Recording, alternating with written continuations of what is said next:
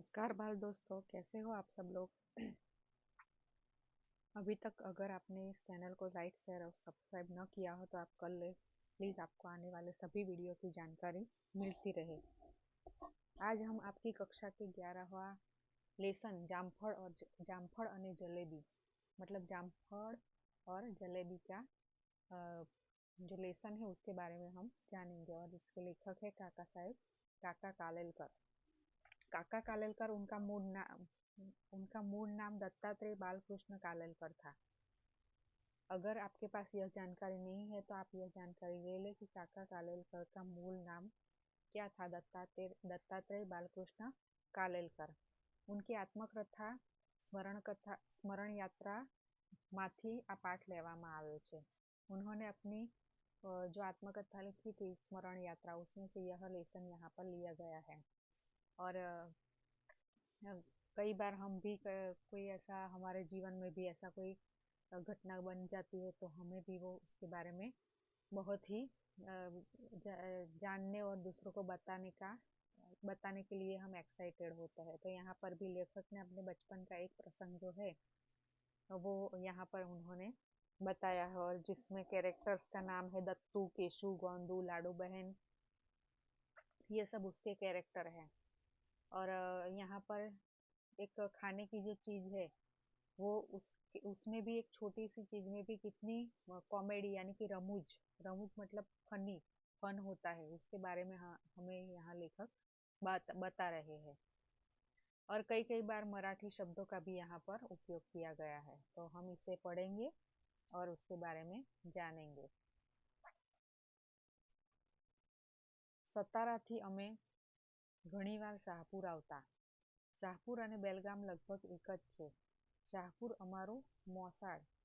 એ દિવસોમાં રેલવે ન હતી એટલે મુસાફરી બળદગાડીમાં થતી। અમે એકવાર બળદગાડીમાં બેસીને સતારાથી શાહપુર આવેલા તેનું સ્મરણ હજી છે। અમે અમારા વચલાભાઈ વિષ્ણુના લગ્ન પ્રસંગે જતા હતા।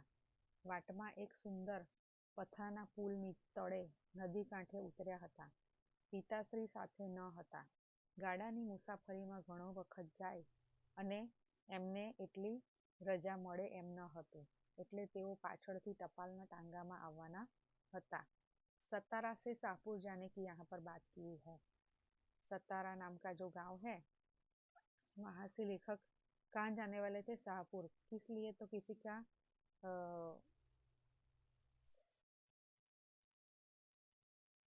सतारा से शाहपुर मौसाड़ उनके मामा का गांव था। उनकी मम्मी का जो भाई था वो कहाँ रहता था? तो सतारा में, सॉरी शाहपुर में रहता था। तो उस दिन वो लोग जाने वाले थे बैलगाड़ी से, क्योंकि वहाँ ट्रेन की वहाँ फैसिलिटी नहीं थी, तो वो लोग बैलगाड़ी में बैठकर जाने वाले थे। तो और दूसरे जो भाई है वो शादी के ब्याह में भी जाने वाले थे। तो वहाँ पर आप पिक्चर में भी, चित्र में भी देख सकते हैं कि एक बैलगाड़ी जा रही है और नीचे पुल में से पानी बह रहा है। तो क्या हुआ, तो वाट मतलब रास्ते में एक सुंदर पथराना पुल तड़े, एक पत्थर के पुल के नीचे नदी किनारा था, वहां पर वो लोग नीचे गए। और पिताजी साथ न थे, उनके पिताजी साथ में नहीं थे, क्योंकि उनको अपनी जो जॉब थी, नौकरी थी, वहां से उन्हें छुट्टी मिल सके ऐसा नहीं था। तो वो लोग टांगे में वो पीछे से टांगे में आने वाले थे, घोड़ा गाड़ी में, और ये लोग बैलगाड़ी में जाने वाले थे। बैलगाड़ी में ज्यादा वक्त लगता है किसी जगह पर पहुंचने के लिए, और टांगे घोड़ा गाड़ी में कम वक्त लगता है। मारा भाईए નદીને કાંઠે 3 पथरा गोठवी मंगाड़ो माड़ी रसोई करवानी तैयारी करी। रास्ते में क्या था, तो कुछ खाने के लिए प्रबंध करना था उनको। तो मंगाड़ो आपने कई बार गाँव में देखा होगा कि ऐसे पत्थर रख के ऐसे चूल्हा बनाया जाता है और उसके ऊपर खाना पकाया जाता है। तो ये लोग भी यहाँ पर ऐसी तैयारी कर रहे थे खाने के लिए। એટલામાં બાએ કહ્યું, અહીં રસોઈ ન થાય, ચાલો આગળ જઈએ। આવો મજાનો પુલ, મીઠી છાયા, ભૂખનો વખત, એવે સમયે બાએ કૂચ કરવાનો हुक्म કેમ આપ્યો હશે? लेखक को बहुत कड़ी भूख लगी थी और उनको लगा कि इतनी अच्छी जगह है तो बा मतलब उनकी मम्मी वो आगे जाने के लिए क्यों बोल रही है। ચાલો આગળ આપ્યો હશે એની कोई समझण न पड़ी। उनकी माँ ने कहा कि चलो हम यहाँ पर नहीं रुकेंगे, तो क्यों ऐसा बोल रही थी, वो समझ नहीं आया। उन्होंने उनकी माँ ने बताया, बाए કહ્યું, नदीનું पानी બધું પરપોટાવાળું છે, हम पानी में देखते हैं तो उसमें झाग झाग दिखाई दे रहा है, ऐसा उनकी माँ बोल रही है, पर उसमें गुब्बारे दिख रहे हैं। જોયું તો સાચે જ પાણી ધીમે ધીમે વહે છે અને ગંદા ફીણ અને પરપોટા खूब છે। आजकल हम देखते हैं कि नदियों में सारा केमिकल वाला पानी, फैक्ट्रियों का पानी जो भी होता है उसमें निकाला जाता है, तो इसके कारण नदी का पानी कैसा था, तो बहुत ही गंदा था और उसमें उसके ऊपर झाग दिखाई दे रहा था। मैं दलील करी तो लेखक ने क्या बोला, पर मायलू पानी तो सारू छे, मायलू पानी मतलब अंदर जो पानी है वो तो अच्छा है ना। बाए કહ્યું, ના, પણ नदी अपवित्र છે। नदी अपवित्र છે मतलब नदी के अंदर क्या है, तो केमिकल का पानी अंदर बहाया गया है, तो अपवित्र है। શાસ્ત્રમાં કહ્યું છે કે નદીમાં આવા પરપોટા હોય ત્યારે એ પાણીને અડાય પણ नहीं, तो ऐसा पानी हमारे लिए स्पर्श करने के लायक भी नहीं है। शाहपुर आव्या ત્યાં तो नवी ज दुनिया, और लेखक वहां पहुंच गए जहां उन्हें पहुंचना था, शाहपुर। जमीन बधी लाल लाल, हम जगह जगह देखते हैं कि हर एक जगह की जमीन का कलर अलग अलग होता है, कहीं पर काले रंग की होती है, कहीं पर ब्राउन होती है, कहीं पर ब्लैक होती है। तो यहाँ पर जो शाहपुर है उस गांव की जमीन का कलर लाल था। पहले दिवसे में કેટલાક लाल कांकरा भीगा કર્યા। अब बच्चे, आपको भी पता होगा कि ऐसे कुछ नया दिखता है तो बच्चे क्या करते हैं, तो ऐसे छोटे छोटे टुकड़े बच्चे कलेक्ट करते हैं, इकट्ठा करते हैं। મારા મામાની દીકરી મારી સાથે बोले તે भाषा हूँ बराबर न समझू। मामानी दीकरी उनके मामा की जो लड़की थी वो जो बोल रही तो उसको मुझमें मुझे समझ नहीं आ रहा था। મારી ભાષા મરાઠી, એમની કોંકણી, બધું जंगली जंगली જેવું लागे। अलग अलग डिफरेंस लैंग्वेजेस थी दोनों की। लेखक मराठी में बोलते थे और उनकी जो मामा की लड़की थी वो कोंकणी में बोलती थी, तो सब उनको बहुत अजीब सा लग रहा था। लाडू बहन कहे, लाडू बहन મને કહે, ચાલ આપણે મોડકા માસ્તરની નિશાળે ભણવા જઈએ। મૂળકા માસ્તર એક વિચિત્ર વ્યક્તિ હતા, કદમાં ઠીંગણા, સ્વભાવે ઉગ્ર અને બંને હાથે ઠૂંઠા, પણ ભણવામાં એક્કા। એમને ત્યાં ચોકમાં છોકરાઓ હારબંધ બેસતા। મૂળકા માસ્તર દરેક છોકરા આગળ વારાફરતી આવીને બેસે, પગમાં પેન ઝાલી સ્લેટ ઉપર સુરેખ અક્ષરે લખી આપે અને કહે, ઘૂંટ કાગળ પર જમીન પર રાખી કલમ પરના અંગૂઠા પાસેની આંગળી વચ્ચે પકડી એવા તો સરસ અક્ષરે ઝપાટાબંધ લખતા कि जाने आजकलना रिपोर्टर। जो मोकड़ा मास्टर का पूरा कैसे दिखते थे वो बताया गया है, कैसे पढ़ाते थे, उनका नेचर, उनका स्वभाव कैसा था, ये सभी यहाँ पर लेखक ने बताया है। तो लाडू बहन जो उसकी मामा की लड़की थी वो उसको बोलता है, वो कहती कि चल हम लोग मोड़का मास्टर की स्कूल पे जाकर आते हैं, भणवा जी पढ़ाई करने के लिए जाते हैं। तो वो कैसा दिखता था, तो एकदम बट छोटे से थे और उग्र उग्र मतलब बहुत ही गुस्सा वाला, एंग्री टाइप का स्वभाव था उनका। और उनके हाथ, दोनों हाथ नहीं थे, लेकिन पढ़ाई फिर भी वो पढ़ाते थे, बहुत ही अच्छे से पढ़ाते थे। और वहाँ पर लेखक गए तो वहाँ क्या हुआ, तो सब बच्चे हार बंद मतलब एक लाइन में आप लोग जैसे बैठते हैं कोई प्रेयर के टाइम या पढ़ाई के टाइम, वैसे हार बंद लाइन में बैठे हुए थे। और मुड़का मास्टर क्या कर रहे थे, तो सबके आगे वन बाय वन सबके आगे बैठते थे और पगमा पेन झाली, पग से वो अपने पैरों से पेन पकड़कर स्लेट और पेन, पहले की जो पढ़ाई होती थी एकदम छोटे बच्चों की, तो वो स्लेट और पेन का उपयोग कर रहे थे, तो वो पैरों से लिखकर आप देते थे बच्चों को और कहते थे कि आप इसके ऊपर ट्रेस कीजिए। जैसे आजकल मोबाइल का यूज करके हम लोग क्या करते हैं, तो ABCD ट्रेस करते हैं, क ख ग घ, उसी प्रकार वहाँ पर वो जो मुड़का मास्टर है वो स्लेट के ऊपर उनको जो शब्द लिख कर देते थे और बोलते थे कि घूंट घूंट मतलब उसके ऊपर ट्रेस कर दो, बच्चों को ऐसा बोलते थे। कागड़ पर जमीन पर राखी कलम पરના અંગૂઠા અને પાસેની આંગળી पकड़ी एवा तो सरस अक्षरे झपाटाबंद लगता कि जाने आजकल ना रिपोर्टर, उनको ऐसी प्रैक्टिस थी लिखने की, पैरों से ही लिखने की, कि वो बहुत ही अच्छी तरह से लिखते थे। ચાંદ વડેકર માસ્તરનો અનુભવ તાજો જ હતો, પણ મૂળકા માસ્તરને જોયા પછી મનમાં વિચાર આવ્યો, અહીં તો આપણે સલામત છીએ, જ્યાં હાથ જ નથી ત્યાં સોટીનો ભોસો।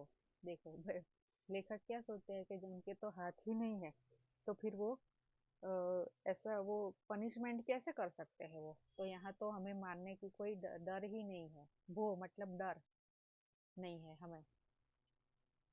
पर मारो आनंद जाजो वक्त टक्यो नहीं, मतलब उनके जो लेखक को लगता था कि यहाँ पर जो पनिशमेंट नहीं होगी, वो टीचर हमें नहीं मारेंगे, तो वो उनका जो आनंद था, उनकी मजा थी, वो टिक नहीं पाई। लेकिन लेकिन उन्होंने देखा कि હું જરા આમ તેમ જોતો હતો તેવામાં મૂળકા માસ્તરે આવીને મારી જાંઘ પર પગ વતી એવી ચૂંટી ખણી કે હું ચીસ પાડીને નિશાળમાંથી नासी गयो। देखो वे पैरों से ही वो उनको पनिशमेंट देते थे बच्चों को।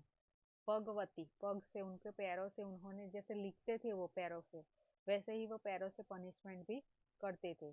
तो उन्होंने उसके चूटी मतलब ऐसे चिमटी ली उनको, लेखक को, कि वो बड़े से ऐसे चिल्लाकर भाग गए। બીજે દિવસે આપણે નિશાળે જવાની સાફ ના પાડી। મેં વિચાર કર્યો તો અહીં ક્યાં બાબા છે તે મને ડરાવીને નિશાળે મોકલશે, પણ મારા દુર્ભાગ્યે બાબાનું કામ મારી મોટી મામીએ કર્યું। મને उपाड़ीने केड़े बैसाड़ीने मने निशाड़े ले गई। उनकी मामी थी जो बड़ी मामी, उन्होंने क्या किया तो उनको गोद में उठाकर वो स्कूल ले गए। रास्ता में मैं मनसूबो कर्यो, मनसूबो मतलब उन्होंने सोचा ऐसा, निश्चय किया, आजे हार्या तो निशाळनी बला हमेश माटे कपाड़े, मतलब आज मैं जो हार गया तो अगर मैं बैठा स्कूल में तो मुझे हमेशा के लिए स्कूल में बैठाया जाएगा, अथवा साचू कहूँ तो जांगे चोंटवानी। એટલે નિશાળને બારણે મામી મને જમીન પર મૂકે એટલી જ વાર બંને પગનો પૂરો ઉપયોગ કરી શેરીનો બીજો છેડો મેં સાધ્યો। મામીનું શરીર કંઈ હળવું નહોતું કે મારી પાછળ પડીને મને પકડી શકે। અંતે મારો વિજય થયો અને શાહપુરમાં હોઉં ત્યાં સુધી નિશાળે ન જવાની મને છૂટ મળી। मतलब लेखक शाहपुर गए थे, वहां पर भी उनको स्कूल जाना नहीं था, तो वहां से छटक ऐसे निकलने के लिए, बचने के लिए वो ऐसा करते थे कि स्कूल में से वो भाग कर निकल आए। अगर उन्होंने सोचा कि आज अगर मैं बैठूंगा तो जितने दिन यहाँ पर रहूंगा मुझे स्कूल जाना पड़ेगा, और मैं यहाँ क्यों जाऊँ स्कूल, ऐसा सोचते थे। મારે લીધે લાડુબેન પણ ઘરમાં જ રહેવા લાગી અને અમે એક લોક વાર્તાઓની ઉજાણી શરૂ કરી। वो स्कूल नहीं जाता था तो उनकी बहन जो थी वो भी घर पर ही पढ़ाई करने लगी, और उजाणी मतलब पिकनिक करने लगे। लोक वार्ताओं ऐसे छोटी छोटी जो कहानियां होती है उसे लोक वार्ता बोलते हैं। तो वो क्या करने लगे तो घर पर ही बैठकर ऐसी कहानियां सुनाने लगे एक दूसरे को। और यहाँ एक दूसरे गांव का नाम है बेड़गुंदी। बेड़गुंदी अमारू मूળ ગામડું शाहपुर थी लगभग 8 माइल, लगभग 12-13 किलोमीटर, मतलब जो कैलकुलेशन का एक यूनिट है माइल, तो यहाँ पर 12-13 किलोमीटर जो यूनिट है उसके बराबर होता है 8 माइल। तो पर ते आवेलू छे, शाहपुर से इतना दूर था। बे मजानी टेकरीनी तड़े एक बाजू पर पथराયેલું छे। हमें एक बार बेड़गुंदी जोवा गया। बेड़गुंदी मतलब ऐसे वैली के अंदर ऐसा छोटा सा गांव था, तो लेखक कभी वो गांव देखने के लिए गए। અમે મામાને ત્યાં રહ્યા। પહેલે દિવસે મામા સાથે ગ્રામ જોશીને ત્યાં સહેજ ગયા હતા। ત્યાં ગયા કે તરત જ તેમની ઝૂંપડીના નીચા છાપરાની वड़ी पकड़ीने आपने तो हिचका खावा मांड्या। गाँव में, छोटे छोटे गाँव में क्या होता है, तो लकड़ियों के ऐसे ऊपर रूफ होता है वो लगाई जाता है, छापरू मत बोलता है उसको, रूफ को। तो वो जो लकड़ी लगाई थी उसको पकड़कर वो ऐसे झूला झूलने लगे। गामडाનું छापरू એ कई एवा अटकचाड़ा गमे, ऐसा गांव का ऐसे गांव में ऐसा करते थे तो क्या अटकचाड़ा मतलब ऐसा जो करते थे वो शैतानियाँ, लेखक जो शैतानी करते थे उसको अटकचाड़ा बोलते हैं। तो एक कई एवा अटकचाड़ा खमे तो दूसरे लोग ऐसा थोड़ा थोड़ा ऐसा चलाएंगे ऐसा कि ये बच्चा ऐसा कर रहा है तो चलने दो, नहीं। तो एने तरत ज करड़ आवाज करी मारी सामे फरियाद करी। उन्होंने उसको मना कर दिया कि ये बच्चा तू ऐसा क्यों कर रहा है। બધા મારા પર चिढ़ाया, सब लोग उस लेखक के ऊपर गुस्सा करने लगे। મને ત્યાંથી યુક્તિથી હાંકી કાઢવા ખાતર मारी नानी मामी ये कहूँ, लेखक की 2 मामी है, एक बड़ी एक छोटी। बड़ी मामी जो स्कूल पर उसको रखने के गई थी, ये छोटी मामी है। छोटी मामी ने लेखक से क्या कहा? हमारी आ नानी येसु ने लई घेर जा। लेसु को, येसु मतलब उनके मामा की, जो छोटी मामा की लड़की थी वो येसु, लाडू बहन वो बड़े मामा की लड़की थी। येसु को तुम घर पर ले जाओ, એને ખૂબ સાચવજે હો. રસ્તામાં ઠોકર ખાઈને બંને પડતા નહીં. વીરો બહેનીને લઈને ચાલ્યો તો ખરો, પણ મામાનું ઘર કેટલે તે યાદ ન રહ્યું. બહેનનો હાથ ઝાલીને ચાલ કર્યા જ કર્યું. ગામની સામેની બાજુની ભાગોળ આવી તો પણ અમે ચાલતા જતા હતા. लेखक को रास्ता घर का रास्ता मालूम रहा नहीं, वो भूल गए और दोनों आगे ही आगे बढ़ते रहे. આખરે એક ડોશીમાને જોઈને અમને જોઈને કહ્યું, આ કોના છોકરા છે? ક્યાં જાય છે? एक माँ जो उम्र एक से एजड बूढ़ी औरत थी, उन्होंने पूछा, सामने से पूछा कि ये बच्चे किसके हैं, कहाँ पर जा रहे हैं? મારી આગળ આવીને મને પૂછे, बाढ़ तू कौन चा? मराठी भाषा में बोल रहा है तो तुम किसके बेटे हो? बेटा તું કોનો દીકરો? હું રસ્તો ભૂલી ગયો છું. મારો પત્તો મેળવવા આ ડોશીમાં મને પૂછે છે એટલું એ મારા ધ્યાનમાં ન આવ્યું. मतलब ये बूढ़ी औरत है तो मुझे कहाँ जाना है ऐसा पता, मतलब पत्तो, पत्तो मेड़वा मतलब मैं एड्रेस, इंग्लिश में एड्रेस बोलते हैं कि तुम कहाँ पर से आए हो, तो ऐसा जानने के लिए वो बूढ़ी औरत पूछ रही थी. लेकिन वो भी लेखक को समझ में नहीं आया कि ये मेरा पता पूछ रही है, तो तू किसका लड़का है, तू मैं तुझे वहां पर पहुंचा दूं, ऐसा वो बूढ़ी औरत का कहना था, ऐसा इरादा था. लेकिन बस बच्चों को कुछ समझ में नहीं आया. बच्चे ने उसे क्या जवाब दिया? मैं तरत जवाब बाड़े, तुरंत ही जवाब दिया, मी आईचा मतलब मैं मेरी मम्मी का, हूँ मारी मानो. रस्ता पन्ना बधा लोग हंसवा लग गया. मतलब जो बूढ़ी औरत थी उसका पूछने का ऐसा इरादा था कि तुम किसके बेटे हो, यानी कि तुम्हारे पिता का नाम क्या है. लेकिन लेखक को वो समझ में नहीं आया. लेखक ने तो क्या पूछ कहा, तो मैं तो अपनी माँ का बेटा हूँ. મારો જવાબ કાંઈ એટલો બાઘાઈ ભરેલો ન હતો. અમારા ઘરમાં સગા વહાલામાંથી કેટલાય ડોશીમાં આવીને અમારો પક્ષપાત माँ तरफ છે कि पिता तरफ તે જાણવા સવાલો પૂછતા. गाँव में ऐसे कई लोग होते हैं, ऐसी बूढ़ी औरतें होती है तो ऐसे पूछते हैं कि बेटा तू किसका लड़का, तेरी माँ का या बाप का, मतलब बच्चा किसकी तरफ ज्यादा उसका झुकाव है, लगाव है, किसके प्रति प्रेम है. तो ये ऐसा बच्चे को कई बार पूछते थे गांव के लोग, तो उसे यहाँ पर भी ऐसा लगा कि मुझे ऐसा ही पूछ रहे हैं कि तू किसका.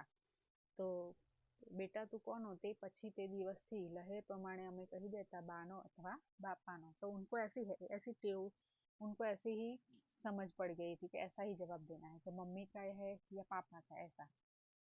મને થયું कि ડોશીમાં પણ હવે लाड़ लड़ावा पूछे थे. लेकिन जो बूढ़ी औरत है वो तो इसलिए पूछ रही थी कि अगर उसका घर का पता चले तो मैं उसको वहां पर छोड़ आऊं. लेकिन लेखक ऐसा समझ रहे थे, वो बूढ़ी औरत के इरादा ये था कि अगर मुझे उसका घर का पता चले तो मैं वहां पर छोड़ आऊं. लेकिन लेखक कुछ और समझे એટલે મેં મારો સ્પષ્ટ જવાબ આપી દીધો હતો. ડોશીમાએ યેસુ વળીને પૂછ્યું, અને દીકરી તું કોની? बहनी कहीं वीरा ने बेवफा निकले, एने तरत ज कहूँ, मी नाना छी. ठीक है, वो लड़की छोटी थी, उसको भी ऐसा लगा कि मुझे भी ऐसा ही पूछ रहे हैं कि तू किसकी बेटी है. तो कि मी नाना छी, मैं अपनी नाना की बेटी हूँ. मतलब दोनों में से किसी ने ऐसा सही आंसर नहीं दिया, सही जवाब के वो बूढ़ी औरत समझ पाए. ये पोताना पिता ने नाना कहती. नाना मतलब हमें ऐसा समझते हैं कि जो मम्मी के पापा होते हैं वो नाना, लेकिन यहाँ पर उनकी बात नहीं है. यहाँ पर क्या बात है, अ, अपने पिता को नाना बोलती थी वो, मतलब लेखक के मामा, छोटे मामा और लड़की के पिताजी. અમારી પાસેથી આના करता जाजी हकीकत મળે એમ તો હતું જ नहीं. ये दोनों बच्चे इतने छोटे थे कि इससे ज्यादा तो वो कुछ समझ नहीं पा रहे थे. એટલે ડોશીમાએ કહ્યું, દીકરા ચાલ મારી સાથે, હું તને घर ભેગો કરી દઉં. फिर भी वो बूढ़ी औरत थी, उसने क्या कहा कि तुम मेरे साथ चलो, मैं तुमको घर छोड़ देती हूँ. આ નથી તારા ઘરનો રસ્તો. અમે ડોશીબાની પાછળ પાછળ ચાલ્યા. રસ્તામાં પૂછપરછ કરતા કરતા डोशीमा अम्मे मामा ना घर सुधी लई आवे. वो बूढ़ी औरत थी, वो ऐसे ही रास्ता पूछते पूछते, छोटा सा गांव था तो बहुत इतनी मुश्किल नहीं थी कि ढूंढ ना पाए, तो वो पूछ ऐसे लोगों से बातें करती करती वो आ गई वहां पर. રસ્તામાં પૂછપરછ કરતા કરતા ડોશીમાં અમને મામાના ઘર સુધી લઈ આવે. લેખક કે मामा के घर वो पहुँच गए। ત્યાંથી જ એ પાછા વળી જાત તો હું એનો ઉપકાર આ જન્મ ભૂલત નહીં, પણ ડોશીમાએ તો અમારા સવાલ જવાબનો રિપોર્ટ अक्षरे अक्षर मामा ने आपी दीदो। બધા हंसी पड़ा। जो भी पूरा जो हुआ था रास्ते में वो सभी बात वो जो बूढ़ी औरत थी उन्होंने मामा को बता दी कि ऐसे ये दोनों जवाब आ रहे थे कि तू किसका, तो वो बोला कि मैं अपने माँ का, मियाँ ईचा, नाना की, ऐसे जो आंसर जवाब दिए थे बच्चों ने वो सभी बात वो बूढ़ी औरत ने मामा को बता दी। तो सब लोग उनका मजाक उड़ाने लगे, सब लोग हंसने लगे दोनों बच्चों का। જ્યાં જાઉં ત્યાં મારી ठेकड़ी थवा लगी मतलब दोनों की मजाक होने लगी कि देखो ना उन्होंने क्या आंसर ऐसा जवाब दिया। मने जुए ते कहे मी आईचा, मतलब ऐसा देखकर भी उसको चिढ़ाने लगे सब कि मी आईचा, तत्तू साव भागो छे।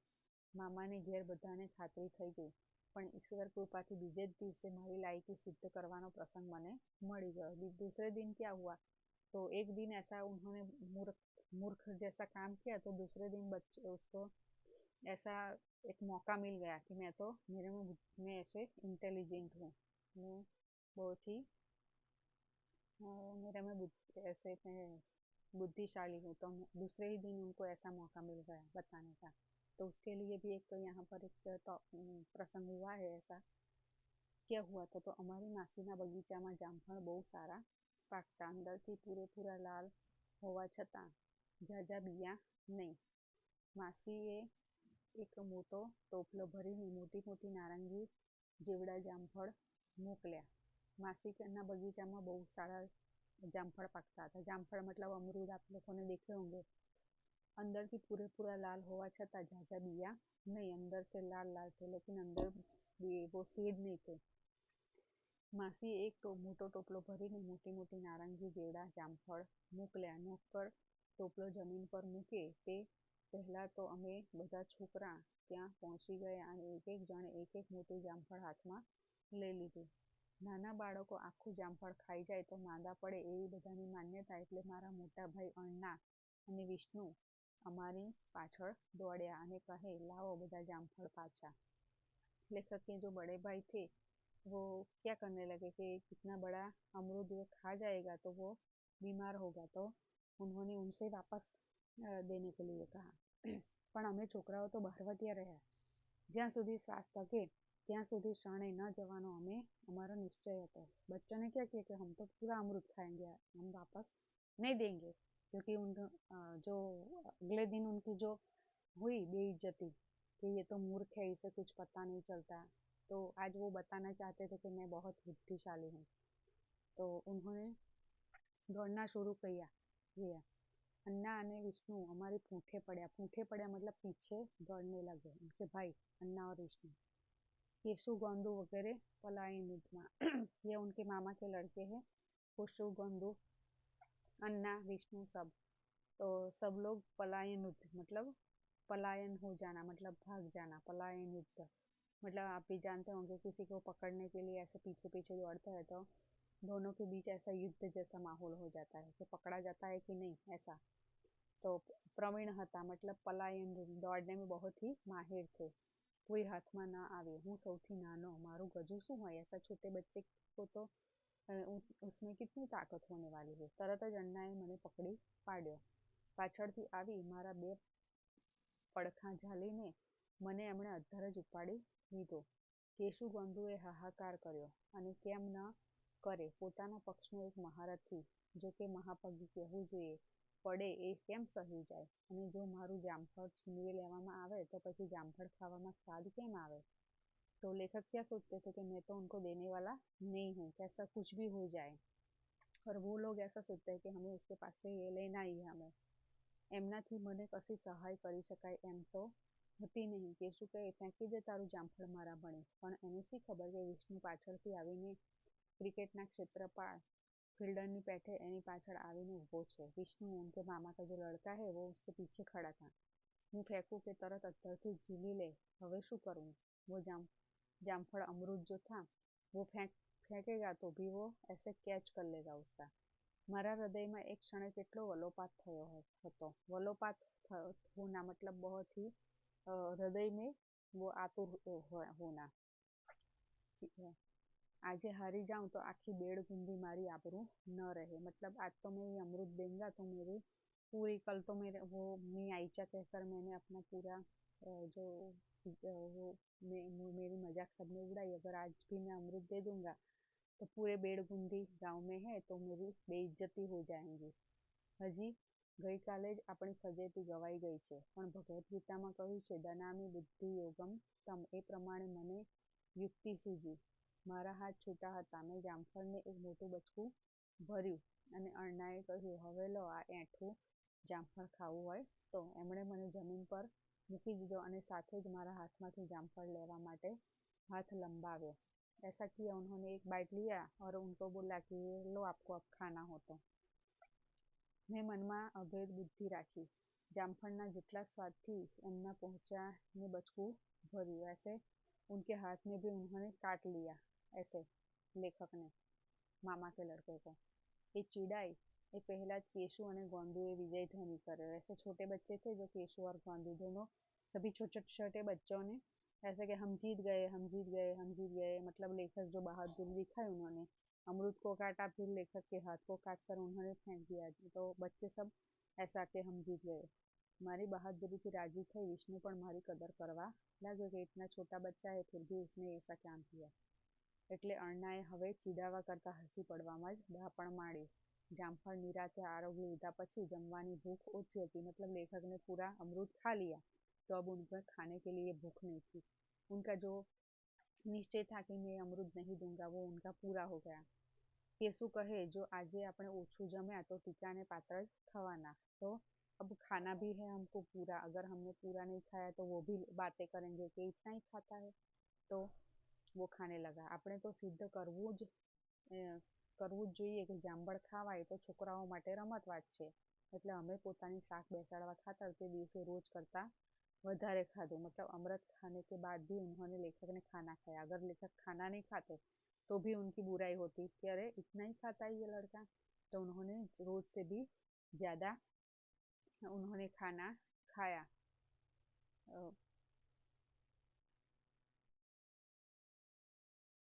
અમને કોઈને ये ना सूझू कि साची शाक तो मांदा ना पड़वामा छे। अगर उन्होंने ये सोचा होगा कि अगर मैं इतना सारा खा लूंगा तो मैं बीमार हो जाऊंगा, फिर भी लोग मेरी मजाक उड़ाएंगे तो ये देखो नहीं खाना था तो भी खा लिया और ये बीमार हो गया।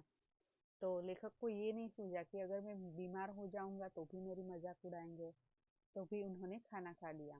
એટલે જામફળથી જે ના થાત તે આબરૂના આ ખોટા ખ્યાલથી થયું અને ગોંદુ ખરેખર માંદો પડ્યો। બીજે દિવસે એકાંત સાધી મેં અને કેશુએ ગોંદુને ખૂબ ધિક્કાર્યો।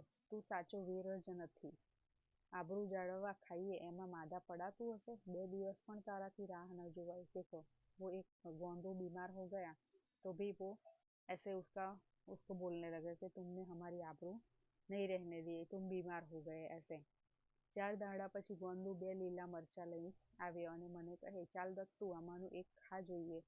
अब मिर्ची की बारी आई। तो गोंदू मिर्ची लेकर आया, हरी मिर्ची। और दत्तू, मतलब लेखक का और भी एक नाम था दत्तू, और लेखक को बोलने लगा कि तू ये खा ले। अगर મેં કહ્યું કેમ વારું? તે કહે, મને તને ખબર છે આજે આબા मतलब નાના કહેતા હતા કે બાળપણમાં કષ્ટ વેઠશો તો મોટપણે સુખી થશો, નાનપણમાં કડવું ખાશો તો મોટપણે ગળ્યું મળશે। ચાલ આપણે બંને આજથી મરચા खाइए। એટલે उनको ऐसा पिताजी ने नाना उनका आबा मतलब पिताजी ने बताया कि आगे हमने देखा कि उनके नाना मतलब उनका पिताजी, तो पिताजी ने ऐसा बताया था कि अब जब छोटे हो तब ऐसा कष्ट दुख सहन करते हो तो आपको बड़ा होकर बहुत ही सुख मिलता है। मतलब बचपन में आप कड़वा कड़वा खाते हो तो आपको बड़े होकर मीठा मिलता है। तो आज हम दोनों ये मिर्ची खाते हैं तो हमें बड़े होकर क्या मिलेगा? तो पेंडा जलेबी ऐसा सब मिलेगा। मतलब बच्चों को क्या है कि कहते कुछ हम लोग कहते कुछ, कहना कुछ चाहते हैं और समझना वो समझते कुछ है। यहाँ पर पिताजी ऐसा बोल रहे थे कि आप ये अभी कष्ट सहन करोगे, मतलब ऐसा नहीं है कि मिर्ची खाओ तो अच्छा मिलेगा, लेकिन ये बच्चों की समझ में ये पूरी बात नहीं आई है यहाँ पे।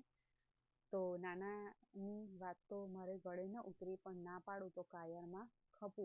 फिर से उन्हें अपनी बेइज्जती दिखने लगी कि अगर मैं मिर्ची नहीं खाऊंगा तो भी ऐसा डरपोक दिखाई दूंगा। એ બી કે ગોંદુની બાઘાઈનો હું ભોગ થઈ પડ્યો। ગોંદુ की बाघाई बाघाई मतलब वो मूर्खाई ભોગ થઈ પડ્યો, મતલબ उसकी बातों में मैं आ गया। અમે બંને જણાએ એક એક મરચું ખાધું। ગોંધુને और લેખકને એક એક મિર્ચી ખાઈ। ગોંધુને એટલું તો समाधान હતું कि आना व्याज में मोटपणे गળ્યું खावानू મળશે। उसे ऐसा कि अभी मैंने मिर्ची खाई है तो मैं बड़ा होकर मुझे मीठा खाने को मिलेगा, ऐसा वो समझता था। यहाँ पर बच्चों का जो कितना वो निर्दोष बालक है, उनको इतनी छोटी सी बात भी वो समझ नहीं पाते, यहाँ पर ये दिखाई दे रहा है। મારી પાસે તો એટલું સમાધાન પણ ન હતું, મારું તો શુદ્ધ નિષ્કામ કર્મ હતું। થોડા દિવસોમાં અમે પાછા શાહપુર ગયા। કોણ જાણે સાથી મારામાં અને ગોંધુમાં જેટલી નીતિ નિષ્ઠા હતી તેટલી કેશુમાં ન હતી। એ ગમે ત્યારે ગમે તે વસ્તુ બેશક ઘરની હોય તો જ ગમે તે રીતે ઉપાડી લાવતો। એના નીતિશાસ્ત્રમાં ચોરીની હદ પારકા ઘર સુધી જ ગણાતી। પોતાને ઘેર ગમે તે થઈ શકે, अपने घर में कुछ भी चीज़ यहाँ से वहाँ वो करता था। इसके लिए ये बात है। લગનગાળો આવ્યો, પિતાશ્રીએ કબાટમાં કંડીઓ ભરીને જલેબી રાખી હતી। બિલાડીને પણ ખબર પડે તે પહેલાં કેશુને એની ખબર પડી ગઈ। એણે એમાંથી 2-4 ઘૂંચડા કાઢી લીધા। પણ વહાલા દત્તુ વગર કેમ ખવાય? મને એકાંતમાં બોલાવીને કહે, લે આ જલેબી ખા। આ પહેલાં મેં કોઈ काड़े जलेबी जोई के खाधी न हती। लेखक ने कभी भी जलेबी नहीं खाधी थी, तो उसका स्वाद कैसा था? स्वाद जाण्या वगर एनो आकार कोईने गमे तेवो तो नथी ज होतो। एक कटको मैं मोढामां नाख्यो पण एनो खट मीठो स्वाद मने गम्यो ज नहीं। मैं खावानी ना पाड़ी। એટલે वो खट्टी मीठी थी, ऐसी चाशनी में डुबो कर वो बनती है जलेबी, तो उसने लेखक ने मना कर दिया कि मैं नहीं खाऊंगा। પોતાની બહાદુરી એળે જતી જોઈને केशुने मारा पर चीड़ चढ़ी। केशु ने उसको दिया था तो केशु को क्या लगा कि मैंने दिया और तूने नहीं खाया, तो उसको बहुत ही चीड़ चढ़ी। एणे मारो गाल पकड़ी जोरथी अमड़ाव्यो અને કહ્યું, बुद्धू खा खा नहीं तो मारतो बग। मतलब बुद्धू ये खा ले नहीं तो चला जाए यहाँ से। माननी बीके मैं जलेबी खाधी અને કસાણો મોં કરી ત્યાંથી નીકળી ગયો। 4-5 દિવસ સુધી રોજ જલેબી ખાવાની આ જબરદસ્તી મારા પર ચાલી અને એ કેળવણીને અંતે મને जलेबी भावड़ावता आवड़ी। मतलब लेखक को ऐसे लास्ट में ऐसे रोज रोज जलेबी खाने लगे तो उनको भी जलेबी का टेस्ट अच्छा लगने लगा। तो यहाँ पर लेखक ने अपनी जीवन की जो छोटी छोटी बातें हैं, छोटी छोटी कहानियाँ हैं, वो दिखाया कि हम भी जब छोटे थे तो ऐसा हमारे के अंदर भी ऐसा ही था कि अगर ये काम नहीं करूँगा तो लोग मुझे बुद्धू समझेंगे, अगर ये नहीं करूँगा तो लोग मेरी हंसी उड़ाएंगे, मजाक उड़ाएंगे। तो ऐसे ही छोटी बातों को यहाँ पर बहुत ही बढ़िया तरीके से यहाँ पर लेखक ने है जो बताया है। अगर आपको यह वीडियो अच्छा लगा हो तो प्लीज़ लाइक, शेयर और सब्सक्राइब कीजिए। Thank you.